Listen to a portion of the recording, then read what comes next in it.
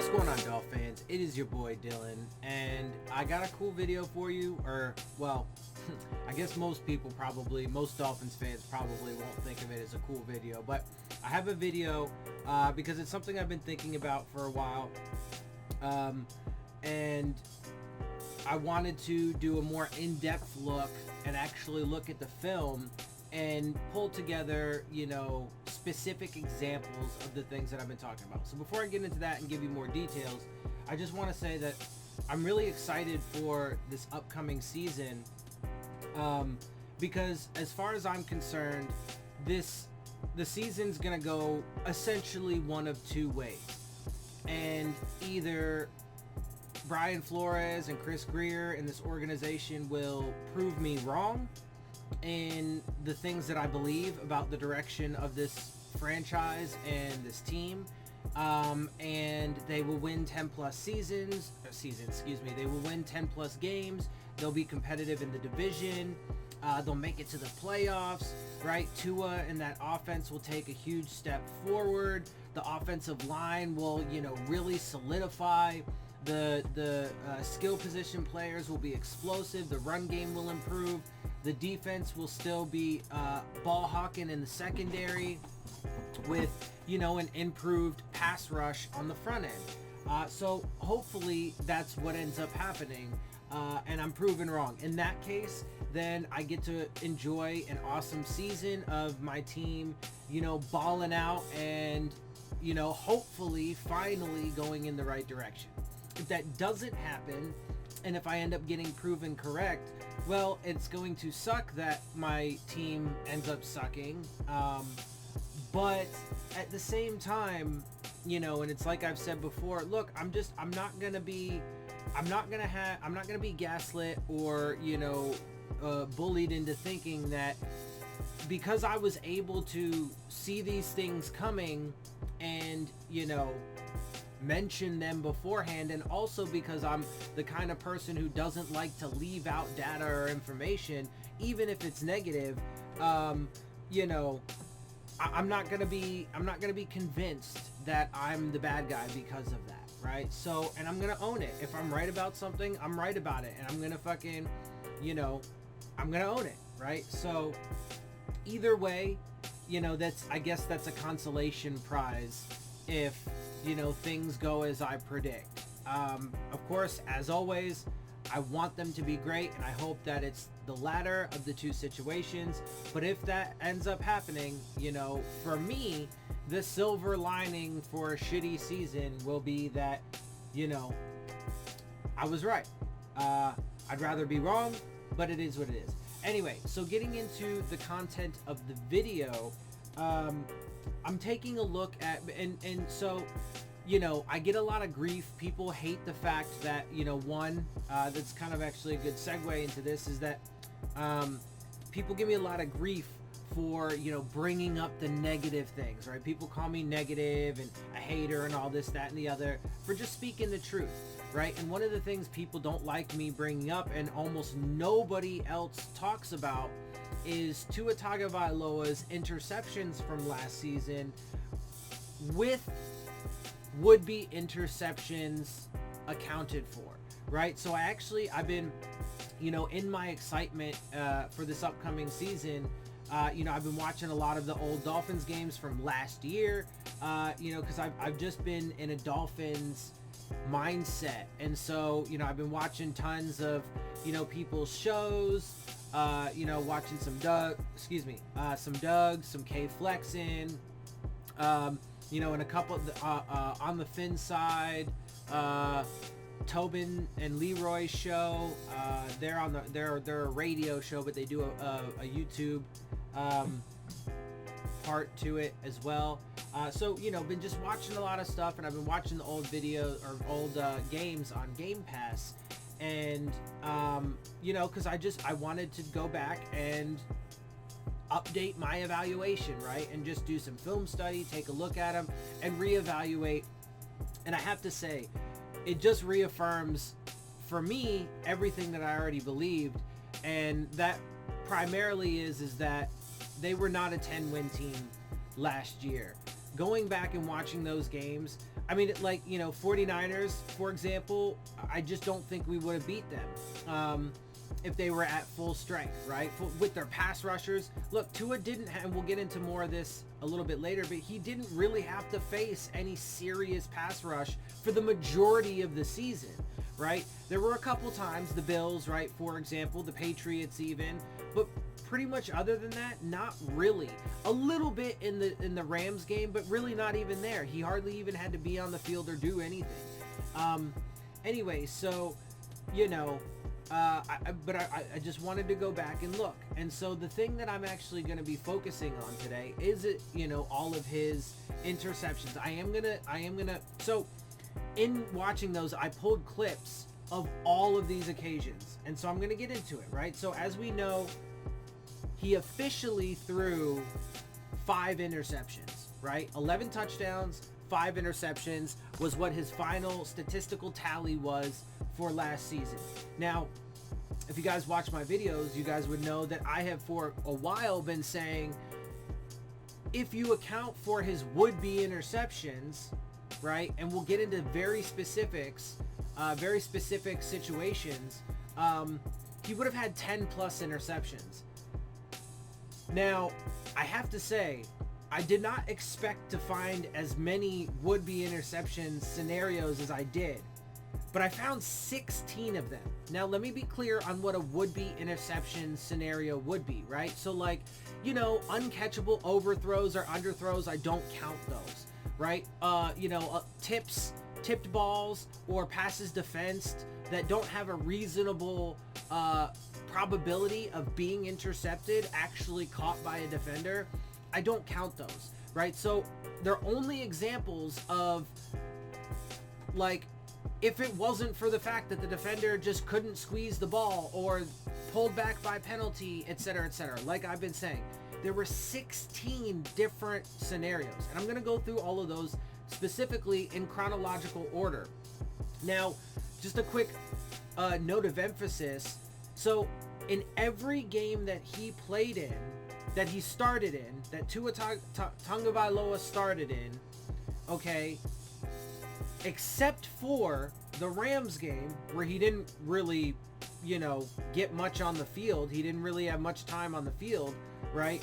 Aside from that one game, he either threw 1 or more interceptions and or had at least 2 would-be interceptions in every single game.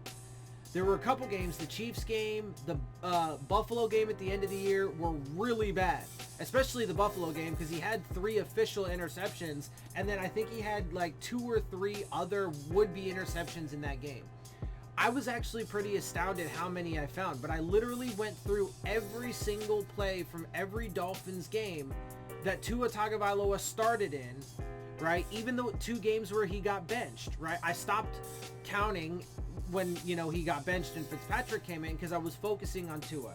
There were 16. All right, so now, let me get into this. These clips are going to be, some of these clips, I'm going to, attempt to do a little bit of commentary along with it. So I'll, put my face down in the corner with the main snippet of the play up. Most of them are really short clips. Some of them, there are a couple of them that are a little longer because I want them to do explanations. I want the commentary to give their explanation. And so it's not just coming from me. So you can have their perspective as well as to why some of these should have been interceptions. Also, there are going to be some replays and stuff like that thrown in there as well, clips of replays. So going ahead and getting right into it, the very first one is, so like I said, so obviously, just real quick, his first start, back up even a little more. So in the 49ers game where they destroyed the 49ers, obviously Fitzpatrick started that, and the key thing, or the notable thing there, was actually after the game when Brian Flores had said to reporters that there was no point in putting Tua Tagovailoa in for garbage time or, just to have him hand the ball off, etc., etc., etc. It was pointless to do that, right? That's notable because then the very next week, against the Jets when they blew the Jets out, he put him in for garbage time. I've been saying for a while, I can't confirm this in any way, but my guess is that Stephen Ross was like, nah, I don't like that. I'm going to want to see this motherfucker at some point, and if that happens again, I want him in. And then lo and behold, the very next week, it ended up happening against the Jets, where there was an opportunity for him to go in. He got put in, I believe, at Stephen Ross's, nudging, if you will, and then because of the limited action, especially when the commentators are like, oh man, he handed the ball off. Brian Flores said last week, forget that he lied, and said last week that he wouldn't do this, but he put him in, and man, didn't he look good handing the ball off, right? So he got a little action. Their shiny new toy got on the field, their franchise quarterback, and he wanted more. I firmly believe, even though I can't confirm it, that the reason why they went to Ryan Fitzpatrick, even though he wasn't injured and wasn't playing poorly, he just blew the Jets out and fucking destroyed the 49ers. Yes, they were decimated with injuries and they were practically playing all backups, but it happened, right? And so there was no reason. I firmly believe it was because Stephen Ross was like, yeah, I want him in the game now. A lot of people believe the bullshit. I believe to be bullshit that, oh, we were planning on doing it at the bye week from the beginning. Well, I don't believe that, because your bye was actually much later in the season and it got moved to earlier in the season because of schedule changes due to COVID. So that kind of puts a hole through that. If you were expecting to do that, you were expecting to do it much later in the year. So I'm calling bullshit on that. And then, what else do you... Oh, we just want to get... Whatever, man. Fumble along with whatever else kind of bullshit you want. I firmly believe it was simply because Stephen Ross wanted to see him in. And, of course, also because the fan base got super pumped up and was like, oh, Tua, blah, blah, blah, blah, Tua, blah, blah, blah, blah, right? And fucking got crazy when he went in the game. Okay, especially with Ryan Fitzpatrick cheering on the sideline. He didn't know he was going to get benched for no fucking reason, so he was pumped too. Anyway, moving on. Because then he goes and we have the bye week, and then we have our first game. So bye week was week 7, right? Jets was week 6. Week 5 was 49ers. So week 7, we have our bye. Week 8, we come out of our bye, and we play the Los Angeles Rams. The Rams. Again, he didn't have to do anything. People give him credit for, the win because he happened to be the quarterback playing, but he didn't do anything in that game. He literally did nothing in that game. It was all, even when he scored the touchdown, threw the touchdown or whatever, because he had a touchdown in that game, right? It was on a short field, right? He didn't have to work almost at all.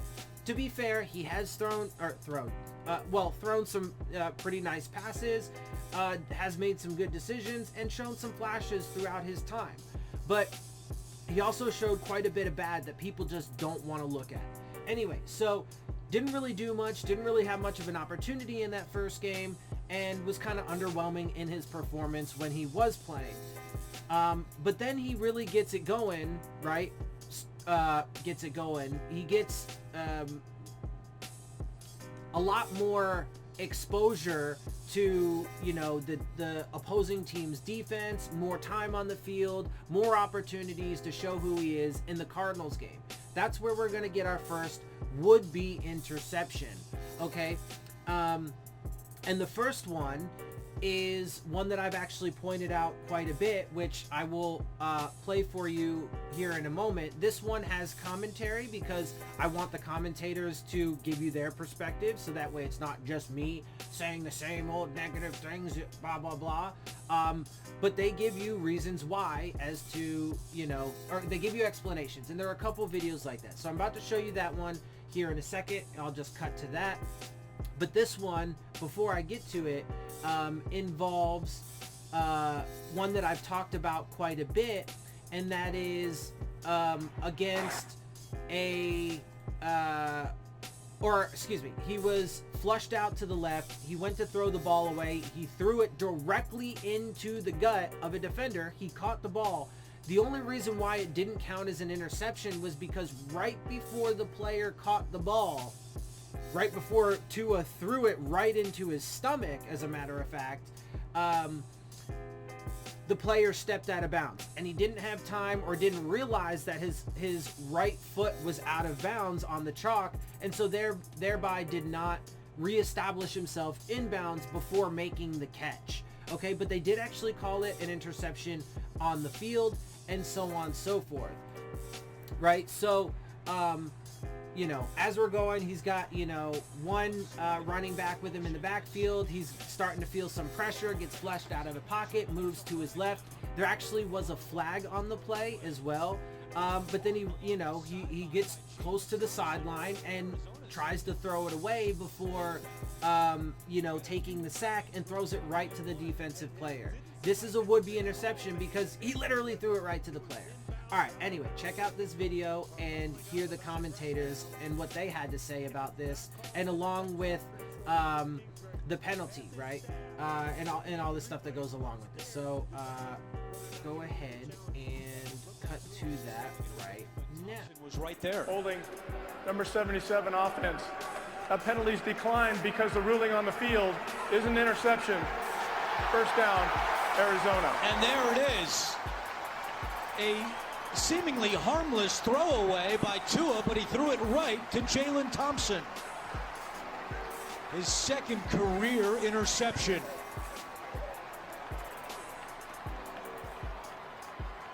I think all right, and so as you can see towards the end of the video, you can only see it for kind of a second, and this eventually did get called back, obviously, because he was out of bounds, but you can see his foot right here just barely on the chalk, right? And so because of that, it got called back, and they ended up accepting the penalty. It was a holding penalty on the Dolphins. They declined it because the ruling on the field was an interception. That ruling got changed, and so they ended up moving on with accepting the penalty and pushing the Dolphins back 10 yards. Okay, and so then we get into the second one, and the second one was on a deep shot that Tua took to, I believe, Parker, if I'm not mistaken. I've watched so many of these now that I may have it a little mixed up. But he takes a deep shot. He actually took two deep shots back to back, and it was pretty much the exact same route. The first time that they ran the play, it was an incomplete pass, but Devontae Parker had drawn a pass interference call, and so they got the spot foul, moved the ball downfield, etc., etc.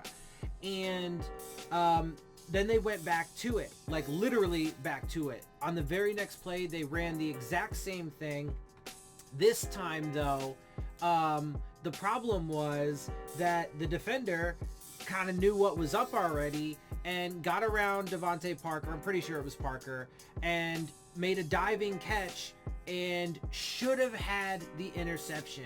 Absolutely should have had the interception. So, here's the video. As you can see, he's streaking down the sideline, and he comes around Parker. He's got the outside leverage, comes around Parker, and looks to make the interception, but then just can't squeeze the ball.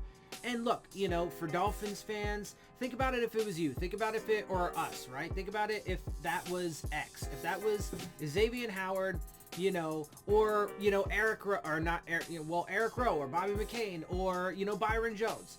It likely this actually would be Byron Jones because he can't ever hold on to the ball. But you'd be like, oh man, he totally had it, right? Because the dude had it, right? So this should have been the second interception that Tua threw of just the Cardinals game. But he lucked out because the dude couldn't fucking hold on to it. All right, and then so for the next one, we fast forward to the very next week because there was only two. Remember, the qualifications for would-be interceptions. It has to be, there has to be a legit chance for the player to have actually caught the ball, or he had to have thrown it right to him, right? It can't just simply be, you know, a tipped pass or a deflected pass or a pass breakup. There actually has to be a reasonable chance of an interception occurring. And so there were 2 in the Arizona Cardinals game, and then we fast forward and there were a couple more in the Chargers game. The first one, really quick, just you know, deflection, tip pass, and interception. And so it's a super short clip, and I'm just gonna go ahead and show it to you now. Play fake. Tua. Popped up into the air, and it is incomplete. Almost inter. So that was would-be interception number 3. I think it's, you know, the first one from the Chargers game. I think it's pretty self-explanatory. There was like quadruple coverage. There was like 4 defenders in the area. It was intended for Gesicki. You know, it ends up getting deflected, and the defender should have had it, man. He just couldn't, you know, hang on to it on his way down to the ground. But anyway, so that moves us on to the second one from the Chargers game, which is would-be interception number 4. And I brought this one up a couple times as well too. It's one of the lengthier clips because this is one where I'm just gonna let the commentary take over and explain to you why this was an interception. But it should be pretty obvious because you know, while it was still a good reception from his tight end on the other end, it never should have even made it to his receiver, because it literally went through the hands of the defender. So take a look at this clip and hear what they have to say about why this was an interception. This should have been an interception. This is just a mistake by, keep an eye on Kenneth Murray right here. Watch where this ball is thrown. I mean, it goes right through his hands. He can't believe he dropped it. Look, this is an interception. Just look. Oh, that's just a shocker.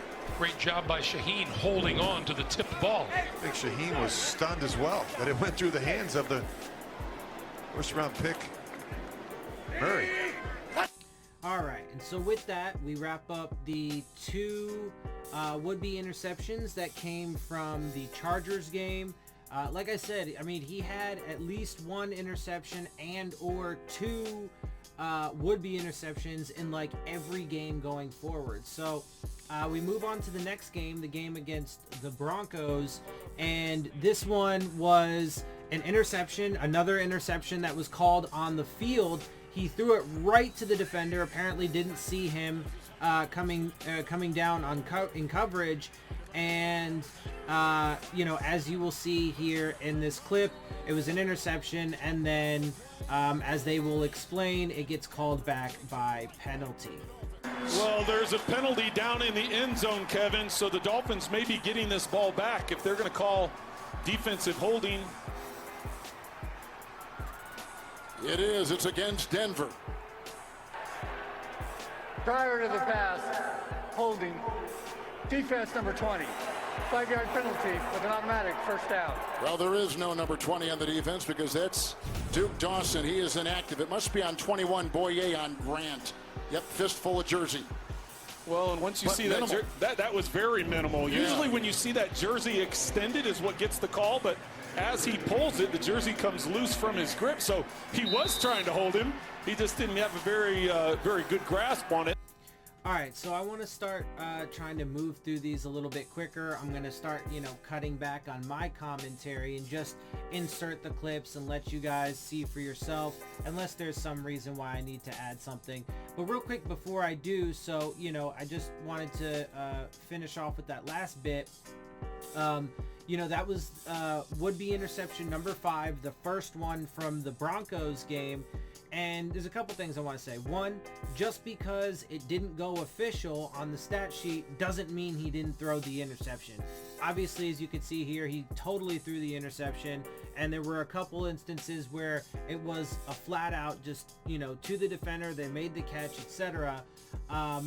And it just didn't go official because of penalty or whatever. Also, in this particular case, the penalty was actually pretty weak, but even if that, even if you thought it was still a good penalty, everything I just said holds true.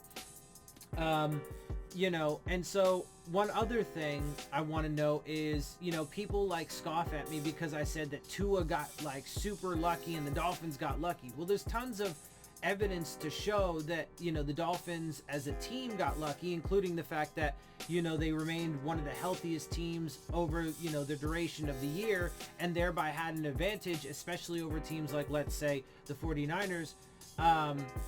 But Tua in particular lucked out because, as I mentioned, there are 16 in total that I found that, doesn't include a handful of, honorable mentions, but 16 would-be interceptions that just didn't make it onto the stat sheet because of, various reasons.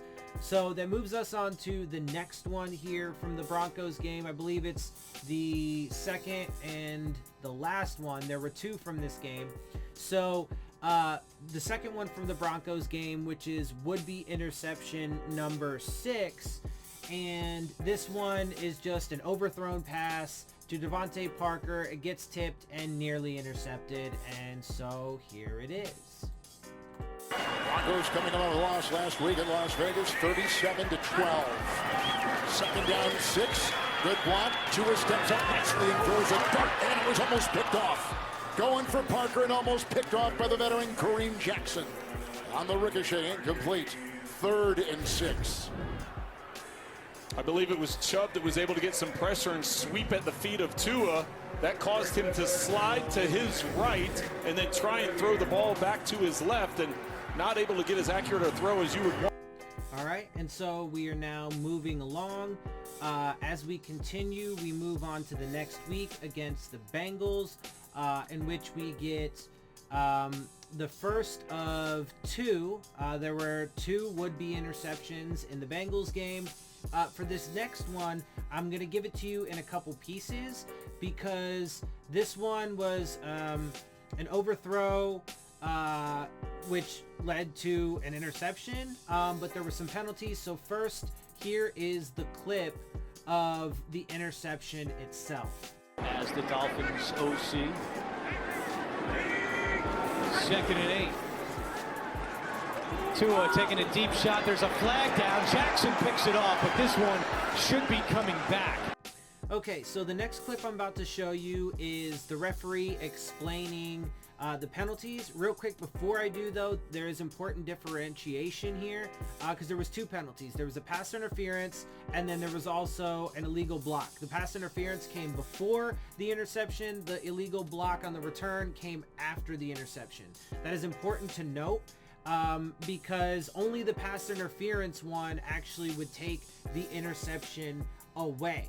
For example, if that penalty didn't exist, but there was still the illegal block on the return, then they would have simply, they would have kept the ball, but they would have been penalized yardage. It's the pass interference that actually took it away. And on that, I want to say really quick that if you're being honest, it really kind of was, at best a ticky-tack call. Parker ended up falling down after getting jammed by the defender, and so it is what it is. And with that, here is the ref to explain even further the penalties. There were 2 fouls during the play, both by Cincinnati. After the interception, personal foul, illegal blindside block by number 21. That penalty is declined. Before the interception, pass interference, defense number 22. That penalty is accepted. Spot foul. Automatic first down, Miami. All right, so before we move on to the next one, I just want to show you a real quick clip of the replay, just because, when they go on to explain it, although I cut the clip off before they get through the full explanation, but they go on to say, about how he did get him up by, kind of by the collar and gripped his jersey a little bit, but it's really not much of anything. And obviously Parker fell down. That was really more a reason as to why, Parker wasn't where he needed to be and why it ended up in interception. And, you know, the commentary was just kind of saying that it was a ticky-tack call. But anyway, here's the clip, so take a look for yourself at the replay. So we saw a little tugging of the jersey originally. And there's, you know, that's, you're jamming, you do get the hands up around the neck, and the... All right, moving on. So still in the Bengals game, we move on to the second one from this game, and it's would-be interception number 8. It's, you know, they brought a little bit of pressure. He moved around in the pocket, you know, went to throw the ball, kind of floated it, was off target, and the only one really in the area was a Broncos defender who just couldn't squeeze the ball, as it usually is the case. And, you know, they make jokes about defensive players about that's why they play on defense and not on offense, because they can't catch the ball. Well, here's another example. 1st and 10 from the 45.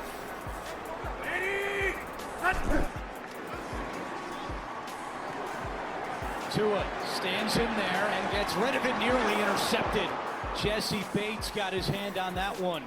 So going on from that, we move to the Chiefs game, which there was actually quite a bit in the Chiefs game. I mean, it's not totally surprising because the Chiefs were one of the tougher teams, obviously, that they had to play. But in this game, Tua actually got his first official interception, which is what we will be leading off with in this section.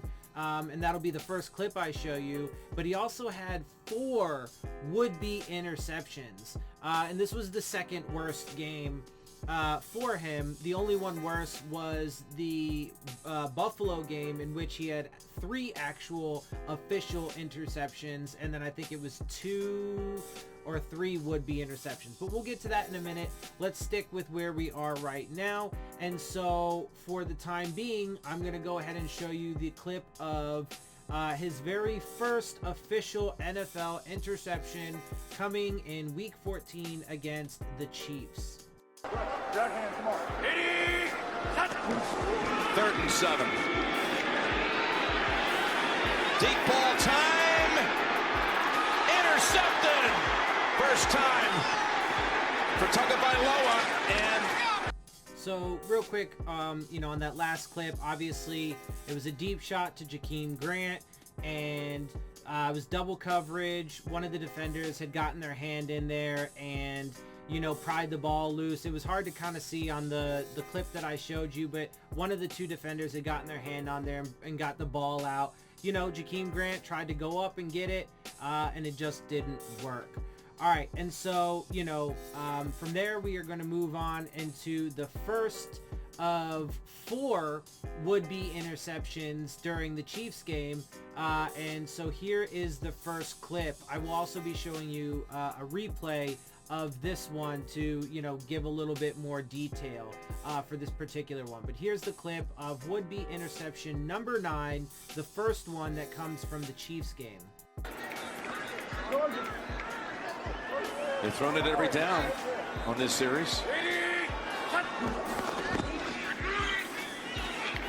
Tua toward the end zone. What a catch! Took it away from Thornhill. Gesicki has another one. All right, and so in the last clip, this actually ended up becoming a touchdown, and I'm about to show you a replay that gives you another angle in a minute. I should have gotten, there was a third angle that shows it a little bit more clearly. You know, and in the next clip, when Tony Romo is explaining it, he said that Gesicki was wide open, which, as you will be able to see for yourself, is not the case. But in the second angle, it shows you a little bit better. It was triple coverage, as it ended up being, and one of the defenders got his hands on the ball, but, you know, Gesicki being Gesicki, you know, he went up with the defender and pried it away from him, and just won the battle. And so here's the clip of that to get a little bit closer view and see for yourself. So at the snap, you're saying, oh, Gesicki, you're right here. You're guarded by him. Well, where's the safeties? Way out wide. So you run down the middle, and you see how wide open that is? You just got to get the ball just past the safety coming over. After that, we move on to the second one from the Chiefs game, which is would-be interception number 10. This was another deep shot attempt that was aimed towards the end zone. And in the replay that I'm about to show you, or the clip I'm about to show you, it looks like the defender comes up with the ball and should be an interception. I don't have the replay for this one from a different angle, but I'll just go ahead and tell you that the ball ended up hitting the ground. You know, he didn't quite gain control or whatever, you know, through the process of the catch, blah, blah, blah, blah, blah. And so obviously it ended up, you know, touching the ground, and before he could, you know, complete the catch, etc., it did not become an interception, obviously. But here is would-be interception number 10.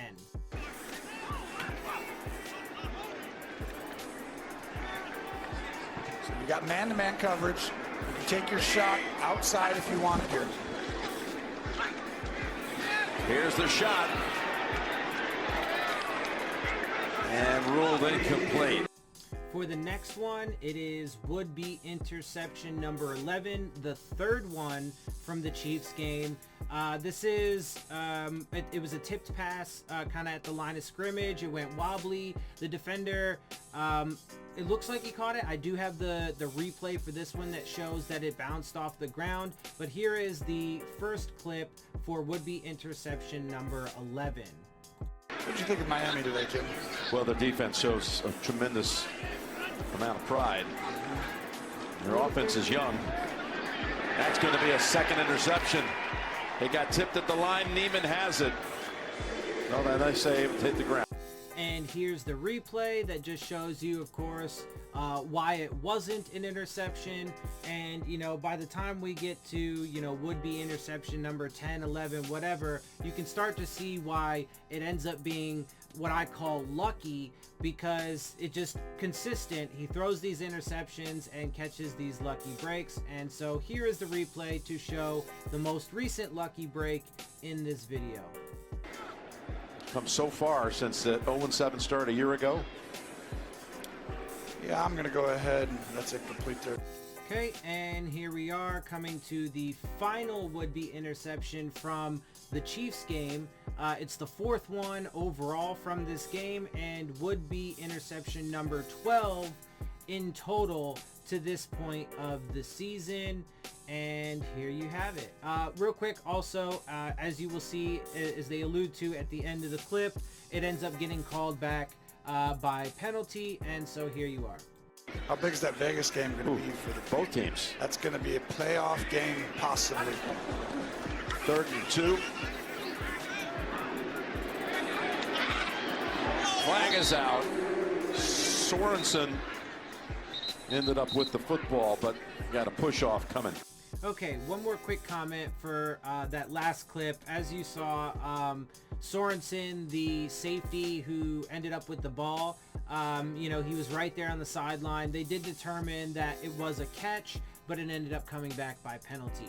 All right, and so now we move on to the next game, which ended up being the Patriots. And so this is where Tua ended up getting his second official interception. And in this game, there weren't any would-be interceptions, actually, surprisingly enough, because there were some in pretty much every other fucking game, but there weren't any. But as I mentioned before, he either threw one interception and or 2 or more would-be interceptions in every game after the Rams game. So here is the interception that he threw during the final game of the year against the New England Patriots. This drive started at the Miami 2. 15 play for the Dolphins. Tagovailoa steps up, lets it fly, and it's intercepted! Picked off in the end zone. J.C. Jackson has got his 8th of the season. All right, and so I know if anybody's, you know, watched this video to this point, they're probably getting tired of seeing all of the negativity towards Tua, but we are getting pretty close. We move on to one of the final games of the season, moving on to the Raiders. There were 2 would-be interceptions in this game. The first one comes with a replay that shows you a little bit better angle. It was a pass to Gesicki and Carl Lawson? I believe it is. I believe that's the defender. Carl Lawson was right in front of the pass, got his hands on it, or, you know, it went right through his hands. And, you know, to be fair, though, you know, Gesicki was in position and certainly helped to prevent it from becoming an interception. So there is that. But here is a look at would-be interception number 13. Play action on first down. Tagovailoa given time. Lofting one, dangerously incomplete with a coverage from Lawson. And to follow that up, I give you the next clip, which is just the replay that gives you a little bit of a different angle. Trying to lay it up over the top, but that's tough when you throw it short. Good job by Gesicki to come back and play defender. And so now we move on to the second and final one from the Raiders game. One of the defenders from the Raiders made a break on the ball and just, of course, as usual, couldn't squeeze it, couldn't come up with it.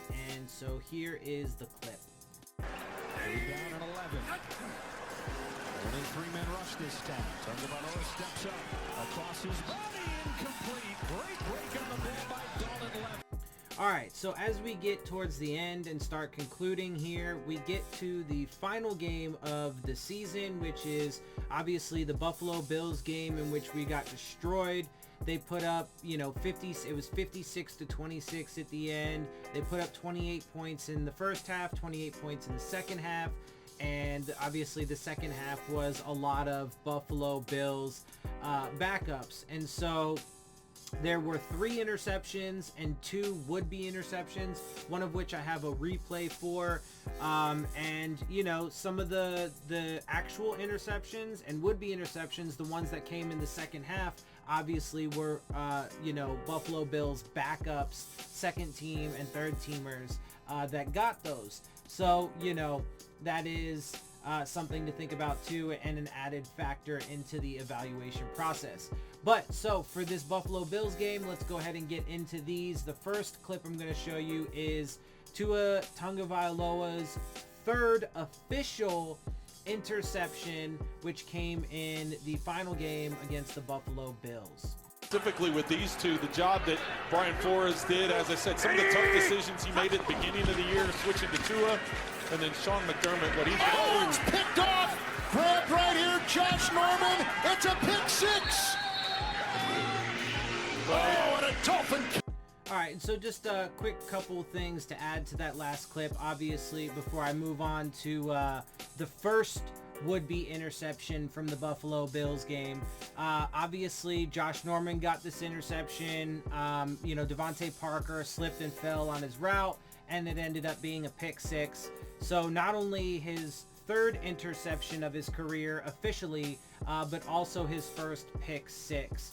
But with that, we do move on to, like I said, the first of 2 would-be interceptions for this game. And overall, it is number 15 in this video. And so here is that clip. 3rd and 1. In the pistol.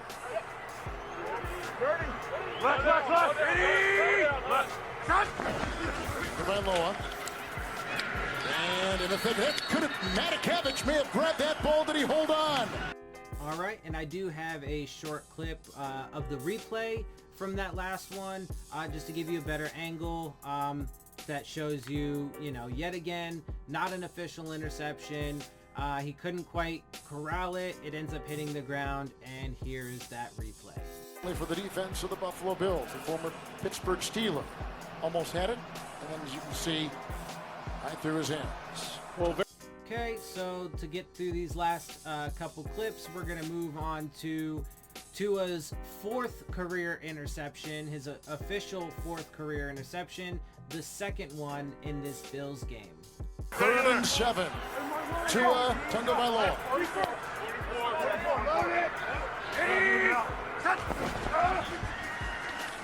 Blocked by Jackson. Tua's got time, incomplete. And caught, it is. It's picked off on the ricochet and grabbed by Dean Marlowe. All right, almost there. And we have in the next clip Tua's 5th official interception, the 3rd one from this Bills game, and here it is. Very deserving. So many players around the NFL in that same path. Here's a long pass by Tua, picked off. Downfield and picked off again by Dean Marlowe. His 2nd interception. All right, and we have finally arrived at the last and final clip. It is the 2nd would-be interception from the final Buffalo Bills game, and would-be interception number 16 in total, and so here it is.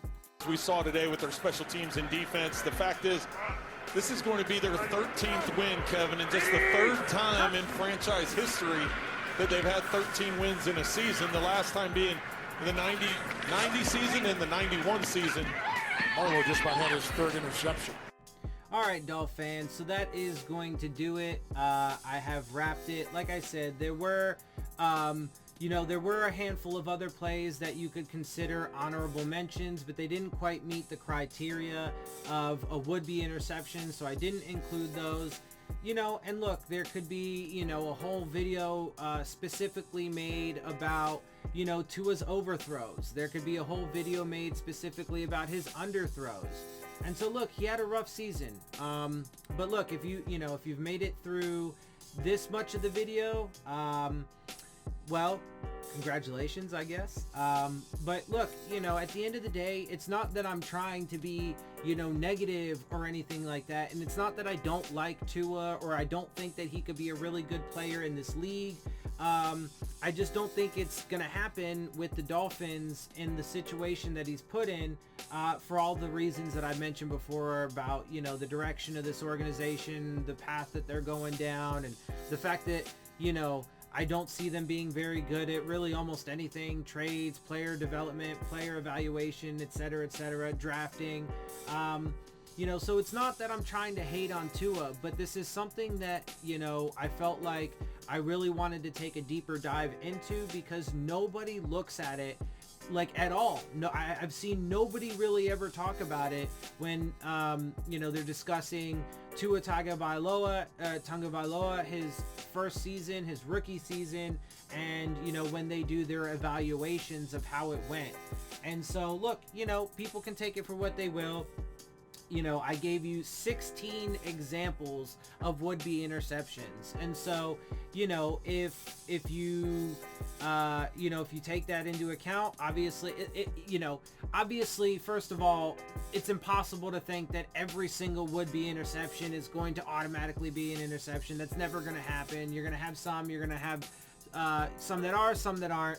And it's just kind of how it goes, right? You get lucky sometimes, you get unlucky other times. It just so happened that overwhelmingly he got lucky last season, because if you add that together, the would-be interceptions with the actual interceptions, that would be 21 interceptions. Now, obviously, if he was playing that badly, he likely would have gotten benched, and Fitzpatrick probably would have rode out the season, so he never would have gotten to that point, etc., etc. But it is something that needs, to be discussed when, evaluating Tua. And so this is something that he's definitely going to have to make sure he cleans up going into his 2nd year if they hope to accomplish anything near what they are expected to accomplish and what we all hope they are going to accomplish. So that's what I got for you guys. Again, not trying to be, a dick to Tua or anything. I actually like him. I think he's a good kid. I think he's smart. I think he's got a lot of the tools. I do have concerns about his size and his injury history, and really, frankly, his ability to reach his potential in this organization. But, overall, I do like him, and I think that he can be a good quarterback in this league. But I did want to bring attention to these things and actually have, concrete evidence and, video clips this time around to show you guys, so that way it's not just me saying, oh, he should have thrown 10 plus interceptions, whatever, when you factor in would-be's. All right, so with that, I'm going to get out of here. I hope you guys appreciate my perspective. If you do, make sure you hit the subscribe button. Make sure you hit the like button. Make sure you hit the bell if you want to get the alerts. Share my channel and videos with your friends and family. Leave your questions, comments, and concerns down in the comment section. And, of course, as always, follow me on Twitter at Dillon Tartaro. And with that, I am out. I'll see y'all soon. Phins up.